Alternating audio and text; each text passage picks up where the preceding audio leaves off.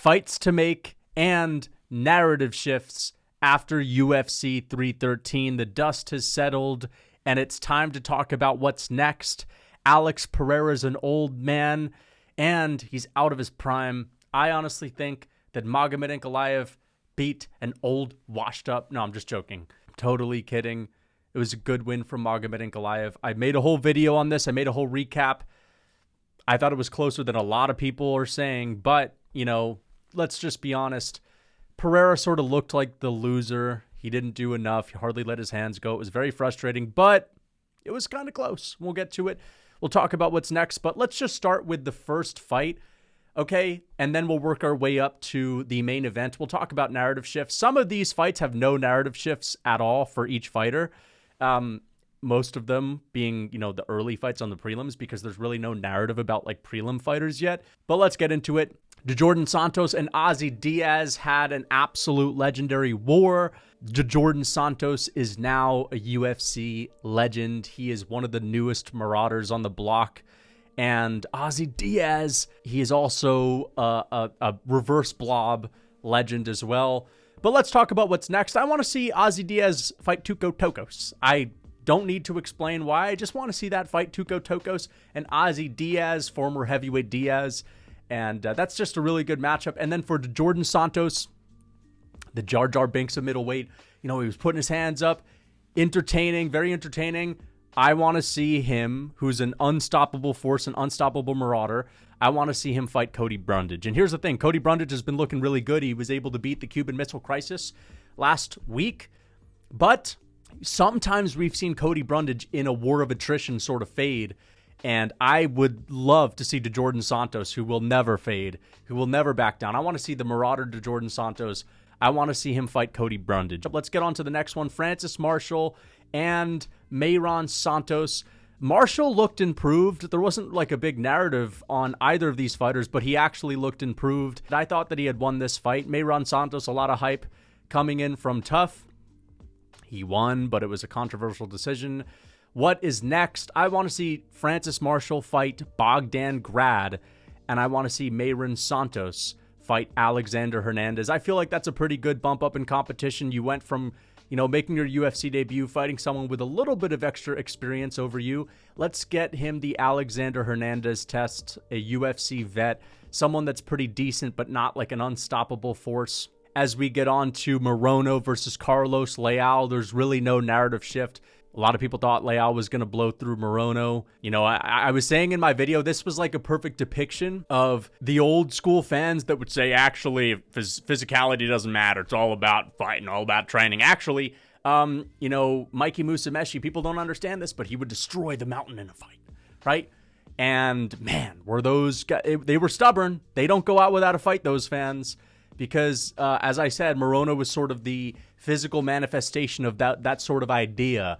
And he wouldn't go down. Carlos Leal blew him out of the water, showcased modern-era athleticism with skill.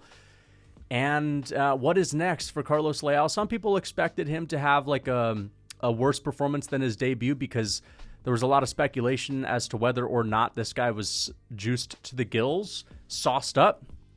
But he had a really good performance, looked pretty much the same. So maybe he wasn't, but I want to see him fight Brian Battle. All right, he beat Rinat Fakhretdinov in his first fight, Leal that is. Brian Battle lost to Rinat Fakhretdinov, but Leal got robbed. So let's see both of these guys who have fought Rinat Fakhretdinov. One guy had a better performance than the other. Brian Battle's coming off of a robbery win over Randy Brown. So this would be a good fight. Leal is good enough to be challenging in that top 15 soon, but Brian Battle's not quite there. So this is the fight that I want to see. And for Morono, I think a lot of people have been asking for this. We've been really asking Dana White to make the rematch with him and Nico Price. I want to see Morono versus the Dodo Bird too. The rematch heard around the world, the rematch that we've all been asking for. That is the fight that the fans want to see. And I think it'd be entertaining, so we got to make that one right now. So let's get on to the next one. Armen Petrosyan versus Bruno Ferreira. There's really no narrative shift at all here, but I want to see Petrosyan fight Marc-Andre Barriou, and I want to see Bruno Ferreira fight Paul Craig. That's the fight that I want to see. Let's just get on to the next one. Ray Tsuruya and Joshua Van. Is there a narrative shift here? Not really. If you didn't know, now you know. I guess if you were unaware, Joshua Van has really good takedown defense. I've been saying it quite a lot. I've been hyping it up. It feels good to be the hardcore fan that talks about a prelim fighter's takedown defense, but I've been saying it. So, it feels good to be correct on that. But I want to see Joshua Van get back into the rankings, fight someone that's dangerous. I know that, you don't want to rush him too much, but let's give him a Bruno Silva. Let's give him that dangerous matchup, but somebody that's sort of the odd man out. Bruno Silva is one of those guys in the top 15 he's good, but you kind of have to scratch your head and ask yourself, wait, how did he even get here in the first place? I feel like I've never seen this guy fight until he fought Manel Kape. But either way, it's a dangerous fight. Joshua Van's always been like a really good high output striker, but you've always known that if he's in there with someone that can crack, that's good, it could be over for him. His power is just not there. So I want to see Van versus Bruno Silva. And for Ray Tsuruya, I want to see him fight Carlos Hernandez. That's just an opponent that probably makes sense. So let's just do it. And on to the next one. Let's get on to some real fights. Bobby Green and Mauricio Ruffy. Narrative shift. I mean, some people were saying, man, Bobby Green shouldn't be such a big underdog. But I disagree. Bobby Green, his chin just isn't there anymore. He's not washed when it comes to his speed and his skill set, but his chin is gone. And this was always going to happen. Maybe not by spinning wheel kick, but this was always going to happen. He was always going to get knocked out in the first round against Mauricio Ruffy. So I'm not that surprised, but Ruffy's calling for Beneil Dariush, and that's a huge step up in competition. Even a big step up when it comes to durability. I know that we don't really think of Dariush as a durable fighter anymore, but he's pretty durable compared to Bobby Green. So I want to see that fight. It's a great call out because Beneil Dariush doesn't have a fight, and it's not like, people are clamoring for a Dariush fight. And if Ruffy were to call out someone else in the top 15, it'd be hard to get the matchup because, again, like the top 15, everyone wants to fight someone in the top 15. But this is a fight that makes sense. Would he beat Dariush? If he gets taken down, he's probably screwed. Also, his gas tank isn't very good, so he's especially cooked if he gets taken down in that and it goes into the later rounds. But we'll see how he can handle it. We'll see if he can stuff the takedowns and knock out Beneil Dariush and sort of make a quick run to the top. For Bobby Green, I was saying I want him to fight an old head. I'm sort of done seeing Bobby Green being used as a stepping stone, a layup for the up-and-coming killers, for the best prospects. But, I don't think it's realistic that the UFC gives Bobby Green a total walkover like a Vince Pichel or something. But I want to see him fight someone that doesn't have a lot of power, that makes sense, that has somewhat of a name, and that is Esteban Ribovic, who has some hype. I think that he lost his last fight to Nasrat Haqparast, but it's still a fight that was close, and Ribovic has some hype. He had like an amazing war last year at the Sphere card as well. People are starting to know who he is. And again, it's someone who doesn't have a lot of pop, right? Ribovic is someone that is a volume guy, and Bobby Green, it would give him a chance to get back in the win column. It's a winnable fight, and it would be the last time Bobby Green ever fights somebody that is, an up-and-coming contender. If he were to lose that one, then you could give him the Vince Pichel, and if he loses that, then I really think it's over. But that's the fight that I want to see. Jalen Turner and Ignacio Bahamondes. Is there a narrative shift? Not really, but I think this was Ignacio Bahamondes' coming out party. I think this is really the fight where he's proving that, he's going to be like a staple in the lightweight division. He's going to be ranked very soon, and I want to see him fight the winner of Benoit Saint-Denis and Joel Alvarez, all right? Whoever that is, I think that would be a really good fight. And for Jalen Turner, apparently he said he's going to retire, but I don't think he actually is. I think that he'll probably just end up moving to welterweight, and I think that if he goes to welterweight, the Luque rematch would be interesting. He got knocked out by Luque way back in the day in like 2017 or 18. And then there's also a Neil Magny fight that could be interesting, but I think it's a great move. Go to welterweight. The weight cut wouldn't be so difficult. He's going to have the lighter man skill. As we get on to Rafael Fiziev and Justin Gaethje, is there a narrative shift? Well, yes. If you thought that Justin Gaethje was washed, that narrative is out the window. He's not. If you thought Justin Gaethje could never take a punch again, that narrative is out the window. And when it comes to Rafael Fiziev, I actually thought that he won this fight. I gave him round 3. I gave Rafael Fiziev round 3. But it was a close fight. I understand that. I'm happy that Gaethje still has it. But it's tough to see Fiziev take an L like this. It seems like we used to have very high hopes for Fiziev. We thought that this guy would be challenging for a belt. He'd be like a staple in the top 5, but it's looking like that may not be the case. And listen, I understand that just because you lose to Justin Gaethje doesn't mean you're not going to be a top 10 ranked fighter. But can we say that if you're losing to an almost 37-year-old Rufus that you're going to be challenging for belts? I don't know. Although maybe it is the case that Justin Gaethje and Dustin Poirier really are that good.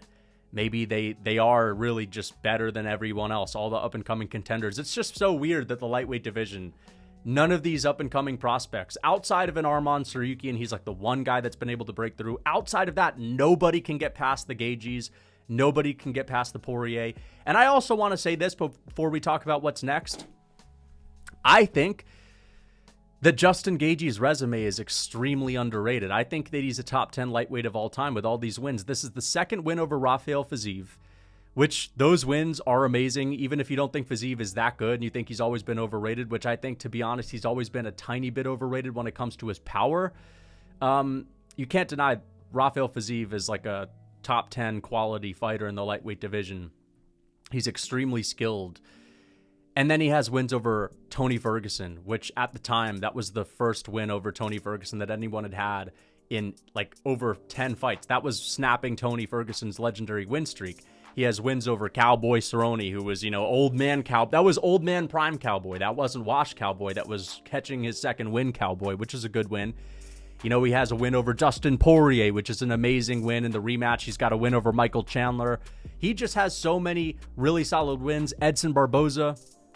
So I think Justin Gaethje's resume, very underrated. Gaethje is starting to sort of edge himself into the history books as being in there with the Poiriers of the world for the best fighters to never win an undisputed belt. So I just wanted to mention that as well. Again, there's one more thing I want to mention. It's just crazy how Rafael Fiziev, he looks so good with his technique. He's clearly like the more surgical striker, but I guess it's because his power isn't that great and his gas tank isn't that good. And he's just, again, he doesn't have like the best finishing ability. He's not going to stand out in the lightweight division that much. It's kind of sad because you look at Rafael Fiziev, he's tough to take down. He's got really good takedown defense.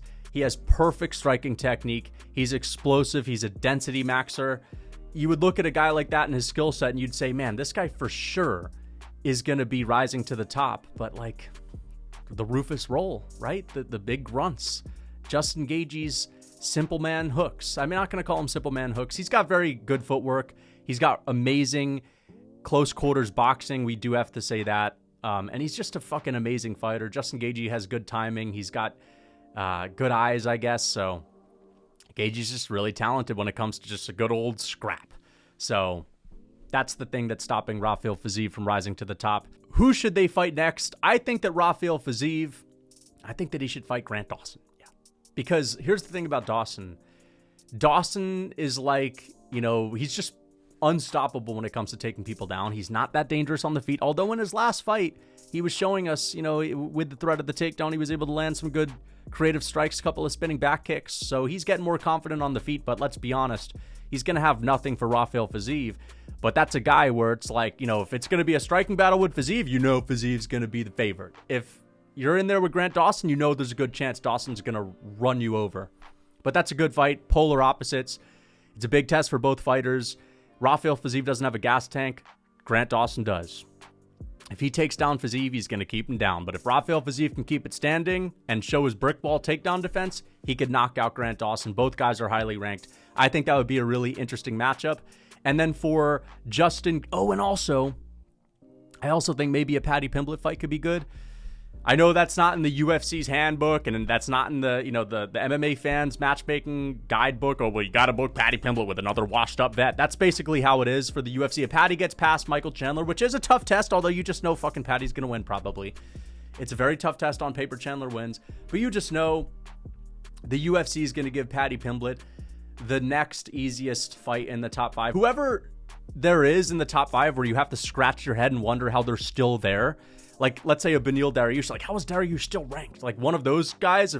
If someone in the top 5 has a a final straw that breaks their camel's back and they're then washed, but they're still somehow there, that's going to be the one where they give that fight to Paddy Pimblett. So it's never going to be Fiziev.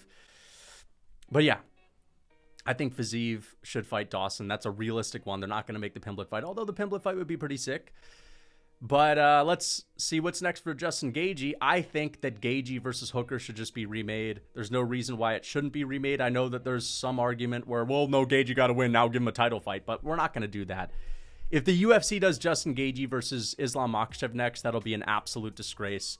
Not because, I don't think Makhachev could win, but it's like, dude, what are we wasting time for? Why are we even taking a risk that Makhachev or Topuria could lose? I'm not afraid that they do, but like, it's just a risk that even though it's small, it's not worth taking. Just make the fucking fight. So let's do Gaethje versus Hooker as we get on to the main event. Alex Pereira versus Magomed Ankalaev. Let's talk about the narrative shift before we get into what's next. Actually, let's just say what's next. It's very clear. It's either a Pereira versus Ankalaev rematch immediately. Let's do that for Abu Dhabi. That would be great. It makes a lot of sense. Ankalaev is going to have a decent amount of time off. Pereira is going to have a decent amount of time off. Let's see, they would have April, May, June, July, August, September. That's 6 months. Perfect amount of time for both guys to be rejuvenated. Or you could do Yuri versus Ankalaev and give Pereira a long time off for him to really think about how he can get better after. Although that kind of worries me a little bit insofar as his chances to win, because he's only going to get older. And I think that if you do a Yuri versus Ank fight, I mean, let's be honest, Ankalaev's not going to turn around and fight in 3 months. That would probably be for Abu Dhabi. And if that's the case, we're not going to see Pereira till next year. And I just don't think it's that good to take a whole year off. I feel like that might be a little bit too much time. But I think, I think the UFC, Dana White said he's going to make the rematch. So let's do that. Abu Dhabi, Yuri Prohaska can fight the winner. I think Ankalaev would probably win the rematch, to be honest. So I think we would just end up seeing Yuri versus Ank anyway. But Yuri versus Ank would be an interesting fight. But I no longer think that Yuri wins. I used to have the take that, yeah, man, Yuri, he's going to stuff the takedowns and he'll win. But the thing is, I no longer view Ankalaev as the same fighter, and this is going to sort of parlay into the narrative shifts. I used to say, if you can stop the takedowns of Ankalaev, because that's how he has the X factor to beat a guy like Yuri or a guy like Pereira. Yuri, who's just a Guerrero, right? And he has the holy martial arts ghost with him, or Pereira, who, as I said, Guerrero mode. They'll eventually just walk him down and beat him up. Like, they don't have to respect Ankalaev's mediocre power with his Leon Edwards style of just barely doing enough to tit for tat outstrike someone. But dude, it's one of those things, and I kind of alluded to this in the build-up. I said, man, even though Ankalaev goes to close decisions with people, it could be the case that he could land a sneaky left hand and rock Pereira, and it could just be one of those things where he turns out to be a bad matchup. And I think that's honestly the case, right? It looked like Ankalaev seemed to be the more dangerous of the two strikers in there. And I think that if he were to fight Yuri, it's going to be one of those things like Pereira fighting Yuri. It's just clear that Yuri's too wild for Pereira, even though Yuri's improved with his head movement. We saw that in the Jamal Hill fight. Some guys are just going to be too clean, too surgical, right? A waddling, flat-footed Jamal Hill, maybe Yuri can get the better of him, but he was still getting lit up a little bit. Ankalaev's just too surgical. He's too clean, and he doesn't fucking need a takedown. I think this is the biggest narrative shift. When it comes to Ank versus these extremely dangerous fighters with the Guerrero spirits, where we're just like, well, Ank's not that dangerous, so eventually on the feet he'll fall to these guys. He's just too clean to where, it doesn't matter if he had a close decision with Alexander Rakic. He can knock out these guys. He can hurt Alex Pereira and get the respect. He can knock Yuri out with his incredibly fast left hand down the pipe. Crisp boxing. I mean, you saw that moment where he rocked Pereira. It was a lightning fast left hand into a lead right hook. So fast was the follow-up right hook. I mean, you could barely even see it. And so I think he beats Yuri. I think that he's, let's be honest. Ank is a really solid striker. Okay, this is another thing that I want to talk about, another narrative shift. A lot of people have been saying Alex Pereira is the best striker in the UFC. I never got to the point where I was saying he's the best striker in the UFC. I always said he's the best striker in the upper weight classes, but even I was saying he's like a top 3 striker in the UFC.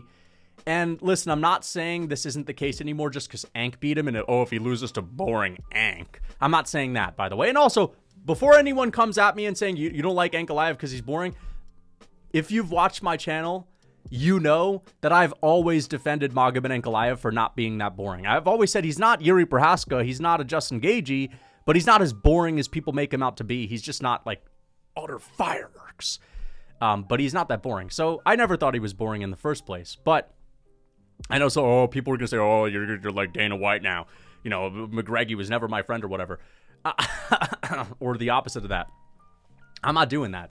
But the point that I'm making is just because Ank out sort of punked Pereira, he was sort of punking him around a little bit, doesn't mean that I'm just going to say, well, Pereira sucks on the feet now. No, that's not the case. But I think that, listen, man, after that one, Ankalaev is a good striker. There's a narrative shift there. He's not just someone who's going to have the X factor due to wrestling. Like, he can literally outstrike anyone in this division, it seems.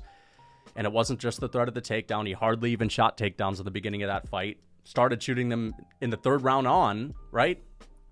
But he's not the level of striker to where I'm just going to sit here and say, well, you know, Ank outstruck him, but Pereira's still the third best in the world. Ankalaev is a good striker, but come on, dude. Like, he's not really the most dominant striker. And I just think that, yeah, maybe Pereira had a slight off night. The best striker in the world is never going to look like that, okay? This ain't Volkanovski. This isn't Sean O'Malley. It's not Petr Yan. Pereira is an amazing striker for the upper weight classes. He's an amazing striker, one of the best strikers in the upper weight classes history, still the best striker in the upper weight classes history, in my opinion. But the talk about him being the best striker in MMA, it has to kind of stop. Okay, because this is the upper weight classes at the end of the day. If Pereira went out there and just totally destroyed Ankalaev on the feet, that could still be a narrative. But, you know, there's some guys that are going to be competitive with him. And I think that this just proved that Pereira's been dominating these super funky, wild fighters. But if you actually look at the fight with Ank and you look at the fight with, you know, Jan Blachowicz, Adesanya, these are amazing strikers. These are great strikers. Again, we have to think in a nuanced way. These are good strikers, but they're not Jan. They're not, you know, freaking Dustin Poirier, right? These are heavyweight guys. These are heavyweights, right? So Pereira, amazing striker, still one of the best ever in the upper weight classes, but the talk about him being the number one striker in the UFC, that's over. Ankalaev, narrative shift. He doesn't have to wrestle to win against anybody. And, you know, people have been saying this. People have been saying he's not even a wrestler, bro. He's a striker, and that's why he's going to lose, right? But it is true. He is pretty much a striker. His wrestling, couldn't get a single takedown on Pereira. Even though he's a decent wrestler, he's not that great. But his striking makes up for it. And another thing I want to say is Ankalaev is just a fucking tricky customer on the feet for Pereira. That's another narrative shift. That's just why I think I'm going to pick him in the rematch. And again, I think it's reasonable that he won the fight because, again, it's like, it's just not a good look for Pereira to win when he's just leg kicking on the outside and not throwing any punches. So it's like, you know, he kind of looked like the loser anyway. But, you know, despite the fact that I kind of scored 3 rounds to Pereira, Ankalaev's a tricky matchup. And maybe you could say, well, that's in, you know, the takedown threat is in Pereira's mind and therefore he's not going to let his hands go. But I really think it was what Magomed was doing on the feet. It was the outside foot battle. It was the distance management. It was the ability for Magomed to close the distance and get the right hand off or the left hand off. And also, I think Pereira was just sort of banking on the leg kicks to win him the fight. Like, he was just landing leg kick after leg kick after leg kick after leg kick. You know, sort of expecting Ankalaev to crumble and fumble and buckle. And me and Magomed backstage were saying, you know, I was telling Magomed, I was saying, he's going to keep throwing the leg kicks. Whatever you do, don't buckle, because that's going to give Pereira the confidence to let his left hook go. And he said, brother, we give you buckle hat tonight. And they gave me the buckle hat tonight. They did the 180. They gave me the buckle hat. And they actually, I told you guys in my video at the after party, they actually kicked me out. I made steaks for the whole team from the Real Food Cookbook. And then they kicked me out. And then they're, brother, you come in, but wear buckle hat. And it was the funniest moment. Ankalaev's just awesome, man. He's a great guy. But I was telling him backstage, I was like, whatever you do, brother, don't buckle. And his coach, he was looking at Ankalaev and, you know, he said, don't the buckle, bro. You know, it was an amazing moment. And then they walked out. Amazing walkout. Also, Ankalaev did an amazing job at not playing into Alex Pereira's main character mind games. Pereira does have aura. We know it. But what I'm saying is before Bruce Buffer started the announcement, Alex Pereira does his usual stand still. He's staring at his opponent. All of his opponents have played that game. Yuri, and it's great. It's entertaining. Khalil did it. Jamal did it. But Ankalaev just did his thing. And that was me, brother. I told him don't do it. No. That was Ankalaev. I can't take credit for that, Magomed. I'm sorry. I'm not going to take credit for that one. I actually told Magomed, stare him down, brother. Stare him down. No, I did. I'm not going to take credit for it. But Magomed, this was his decision. He said, I'm not going to play those games. He's gonna continue to move side to side. And he was looking at Pereira because he always looks at his opponent a little bit. But every now and then he would take his eyes off Pereira and just shadow box a little bit, not really care about Pereira standing across from him. You're not the main character in this one, son. It was a really smart decision. And again, I say he's a tricky customer for Alex Pereira. We know Pereira's boxing has always been a little iffy, right? But I was saying, man, if he could deal with Adesanya's straight punches and he could deal with a Roundtree straight punch, I feel like he can deal with Magomed, but he just wasn't confident to let his hands go. Again, I think it was the leg kicks that he was banking on, but also Magomed rocked him in the second, and this is the thing, man. Pereira just cannot fight like that. He can't fight with not throwing his hands, because that's the whole reason as to why he has success in the first place. It's because people are scared shitless of the left hook, right? The right hands. The right hand is something that Alex Pereira has used throughout his entire career to circle people into the left hook. He smashes people with the right hand over and over and over again. They want to stop getting hit by it. They move left, they get hit, or they move right, they get hit by the left hook. You got to set it up. And it's not enough just an outside leg kick. So Pereira needs to take more risk in the rematch, and that will either be his downfall, because if he takes more risk with a fast sniper like Magomed, he could get KO'd, right? But he needs to take more risk. He knows that. We all know that. So we're going to see a finish in the rematch. I guarantee it. That's the fight that I want to see. I want to see Pereira versus Ankalaev 2 in Abu Dhabi. Again, I said in my recap, I kind of scored this for Pereira, but at the end of the day, I'm not going to call this a robbery. It was a pathetic performance from Pereira. It was a worse performance for Pereira when it comes to, did he do what he needed to do? Not just the outcome, but did Pereira fight the way he needed to fight? No. Ankalaev did. And everyone was complaining about the fourth round, and I understand it was boring. I myself was fucking pissed while watching the fourth round. I was just looking at the screen with a blank stare, thinking, man, this is just so boring. I hope he doesn't do this in the fifth. Thank goodness he didn't do it in the fifth. But it was smart. It was very smart for him to do that, because he knew he was up. Obviously, it turned out that he was. And why allow Pereira to even have a chance in that round just because you want to appease the fans that are saying, strike, strike, strike, right? Because they're just going to want him to sit in front of Pereira anyway. It was smart for him to do that. I'm happy he didn't do it in the fifth, though. It was boring to watch. But yeah, narrative shifts.